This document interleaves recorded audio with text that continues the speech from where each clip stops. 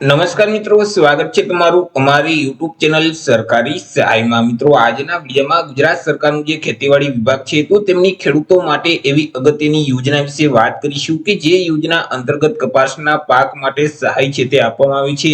ખાતર, બિયારણ અને દવાની કીટ માટે ₹17,000 ની મર્યાદામાં સહાય છે તે આપવામાં આવી છે અને વર્ષ 2026 માટે ઓનલાઈન અરજી ફોર્મ શરૂ કરવામાં આવેલા છે। તો યોજના વિશે તમામ માહિતી એક જ વિડીયોમાં મેળવી લઈએ।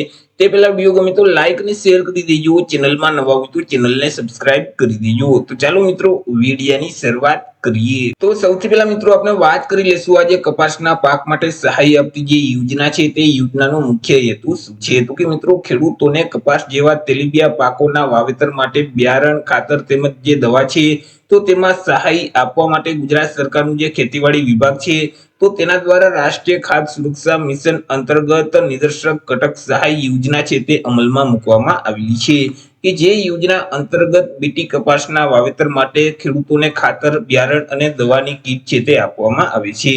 વાત કરી લઈએ આપણે યોજનાના લાભ વિશે કે આ યોજનાનો લાભ છે તે કોને કોને મળવાપાત્ર થશે।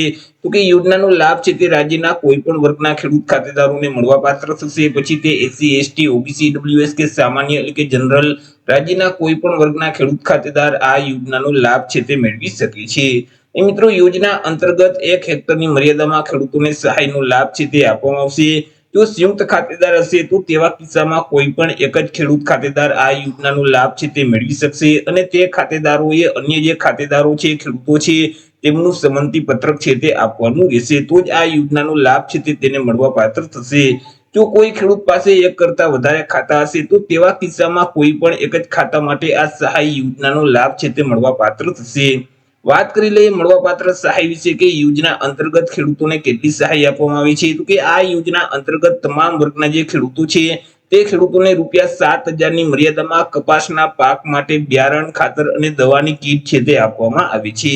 આ યોજનાનો લાભ છે તે દર વર્ષમાં એક વખત મળવાપાત્ર થશે। દર વર્ષે ખેડૂતો યોજનાનો લાભ છે તે મેળવી શકશે। તો તમારી યોજનાનો લાભ મેળવવો હોય તો અરજી કઈ જગ્યાએ કરવાની રહેશે। તો કે યોજનાનો લાભ મેળવવા માટે ખેડૂતોએ ઓનલાઈન અરજી ફોર્મ છે તે ભરવાનું રહેશે।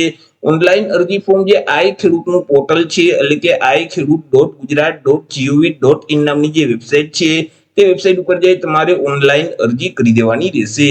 વર્ષ 2026-27 માટે ઓનલાઈન અરજી ફોર્મ છે તે શરૂ કરવામાં આવેલા છે। 27/5/2026 થી અરજી ફોર્મ શરૂ કરવામાં આવેલા છે। 27/5/2026 થી લઈ અને 5/6/2026 સુધીમાં તમારે ઓનલાઈન અરજી કરી દેવાની રહેશે। જો મિત્રો તમે ઘર બેઠા જ આ યોજનામાં અરજી ફોર્મ ભરાવવા માંગતા હોય તો અમારા જે WhatsApp નંબર છે 6352228352 આ નંબર પર તમે WhatsApp પર મેસેજ કરશો કે અમારે કપાસના પાક માટે અરજી ફોર્મ ભરવું છે અથવા તો નિદર્શક ઘટક સહાયમાં અરજી ફોર્મ ભરવું છે તો તમને નજીવી ફી સાથે ઘર બેઠા જ ઓનલાઈન અરજી કરી દેવામાં આવશે।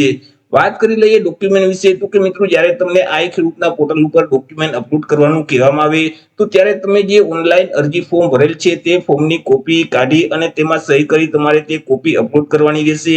બેંક પાસબુકના પ્રથમ પાનાની નકલ અથવા તો રદ કરેલ ચેક છે, આધાર કાર્ડ છે, ગામ નંબર 7/12/8 ના ઉતારાની નકલ છે, જો એસસી કે એસટી કેટેગરીના ખેડૂતો હશે તો જાતિનો દાખલો છે, સંયુક્ત ખાતેદાર માટે બાહેંધરી પત્રક છે, દિવ્યાંગ ખેડૂત માટે દિવ્યાંગતાનું પ્રમાણપત્ર છે, જો વન અધિકાર ક્ષેત્ર લાગુ પડતું હોય તો વન અધિકારીનું જે પ્રમાણપત્ર છે તે પણ તમારે અપલોડ કરવાનું રહેશે। જ્યારે તમને ડોક્યુમેન્ટ અપલોડ કરવાનું કહેવામાં આવે તો ત્યારે આઈ ખેડૂતના પોર્ટલ ઉપર આટલા ડોક્યુમેન્ટ અપલોડ કરી દેવાના રહેશે।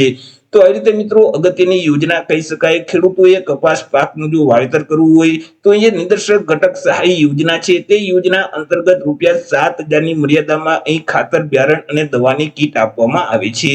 તો આશા રાખું છું વિડીયો પસંદ પડ્યો હશે। વિડીયો પસંદ પડ્યો હોય તો લાઈક અને શેર કરી દેજો, ચેનલમાં નવા હોય તો ચેનલને સબસ્ક્રાઇબ કરી દેજો।